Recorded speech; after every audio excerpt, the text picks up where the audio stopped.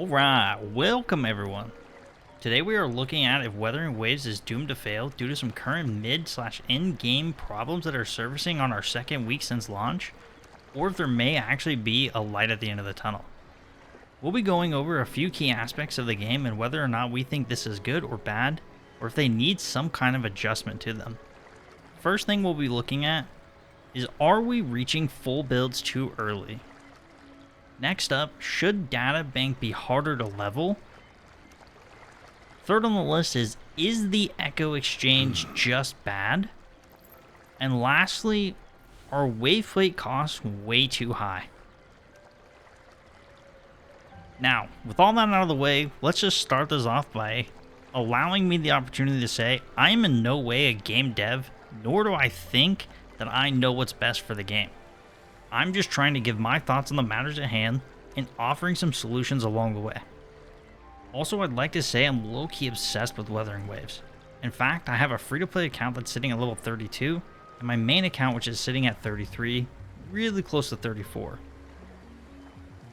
At the current time of this video, I'm pushing close to 100 hours of playtime. But by no means is this a video trying to bring down the game. In fact, quite the opposite. I want the game to thrive as I thoroughly enjoy playing it. Alright, let's dive in. Question number 1. Are we reaching full builds on our characters too early? And is this a product of getting access to 5-star echoes too quickly? Personally, I think yes. Hell, to be honest, I think we got access to our 4 stars too early as well. I reached 4-star echoes on day 1, as probably most of you did as well.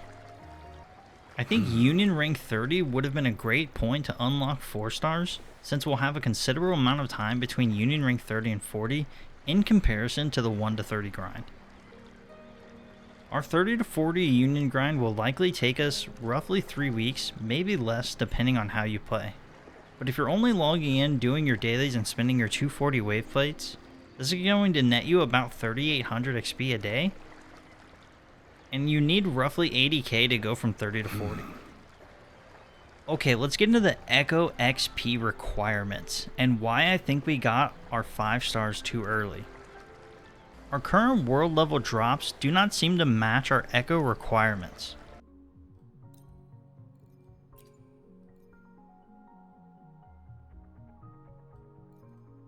Let's look at our 4 stars first. Taking a 4-star from level 1 to max level at 20 costs 64,000 experience. Now if we take a look at our 5-star echoes, you can see that it costs 79,000 and a little extra to get the echo from 1 to 20.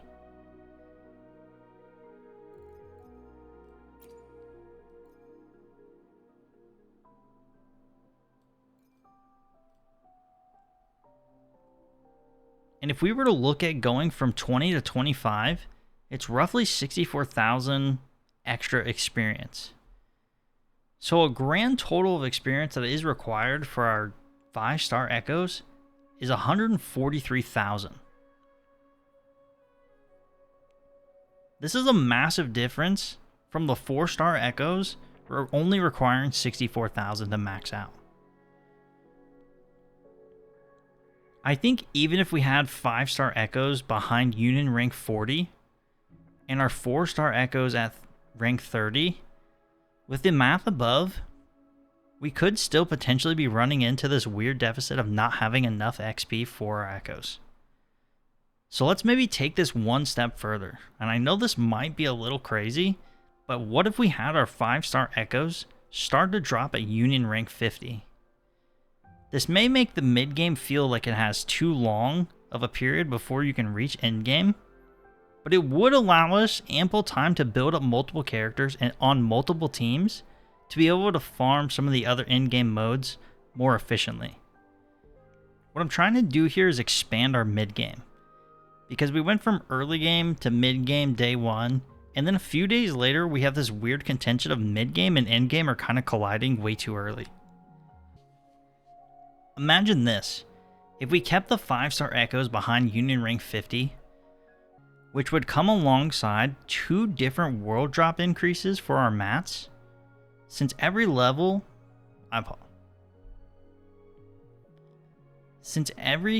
oh god, Imagine this. Keeping 5-star echoes behind Union Rank 50, which would come alongside with 2 additional increases to our world drops for our mats. Since we get one of these world drop increases every 10 levels, this may have been a better way to relieve some of the stalling that players are currently facing. In my opinion, this is the game's biggest flaw, which is why I brought it to the front of the list. But quickly, let's think about it from a different perspective. Will this even affect the casual player base? It's hard to say, but I think no, not yet. But it could potentially, if not eventually, affect them. Alright, that was a lot on our first topic, but it is the one I think needs addressing the most. Let's move on to the databank. Should the databank be harder to max out? Personally, I think yes. I really do believe we got to 5-star echoes way too fast. Let's offer some ideas that maybe they could implement to help alleviate this. Instead of requiring a single capture for each echo, what if you had to capture an echo a total of 5 times, so that you can say that you had maxed out the experience bubble for that rarity of that individual echo? They could also additionally add 6, 7, 8-star echoes in future updates. Although, these echoes would probably have to come with some kind of difficulty adjustment, because I'm sure they would likely try to add more than one main stat line, like just crit rate. Imagine if we had echoes that had crit rate, crit damage, and then a flat stat of like attack or HP on the bottom side of that. Like I said, there would have to be some kind of adjustment, otherwise our characters would be overpowered. If they do add higher star echoes, maybe this is where they can add the new capture requirements of capturing 5 out of 5 here. I think this would help extend the longevity of the endgame. Keep your fangs sharp. But in all honesty, who knows what the devs have in store for us? Okay, with that being said, I don't actually think echoes are a completely doomed state, and I do think there are options for the devs to implement in the future. Okay, listen to me, you beautiful son of a gun. Hit the like button and punch the subscribe button. Oh, and comment for good RNG on your Yenla polls. By the way, if you don't like, subscribe, and comment, you will lose the 50-50 on Yinland, and you'll be forced to stay a R34 Yinland slave forever. So just do it. Smile. Also, do you know that you can find me live on Twitch most days at twitch.tv/616? Link will be in the description. Enough of the shameless plugs and onto the Echo Exchange. Right now, as is, the Echo Exchange feels like an unfinished product and needs expanding upon. I think the cost of 5 to convert is fine, and it is enjoyable to every now and then get a bonus of 1 to 2 extras. Maybe a quality of life option I would like to see is to be able to convert more than one set of 5 at a time. Also, another quality of life idea that could be added is the ability to convert unwanted echoes into Echo XP and tuner mats. Also, another quality of life mechanic that could be added is the ability to convert unwanted echoes into Echo XP and tuner mats, and this would immediately have a valuable mechanic that we would want to use every day. For an example, what if they went more of a lore route for this?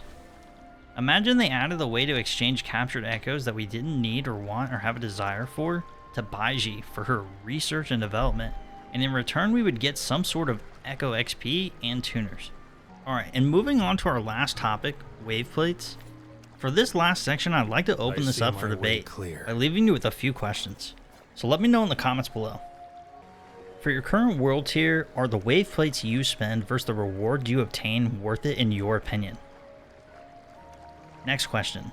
Is this just a low union/world level problem?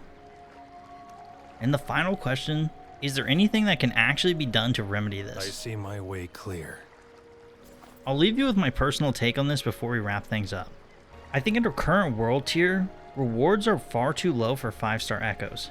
However, this may be less of an issue when we reach the next world tier and so on from there. Alright, that's all I have for you today. Thank you for being here, and if you made it this far, please be sure to leave a comment and your thoughts down below. I look forward to reading your thoughts, and I'll see you in the next one.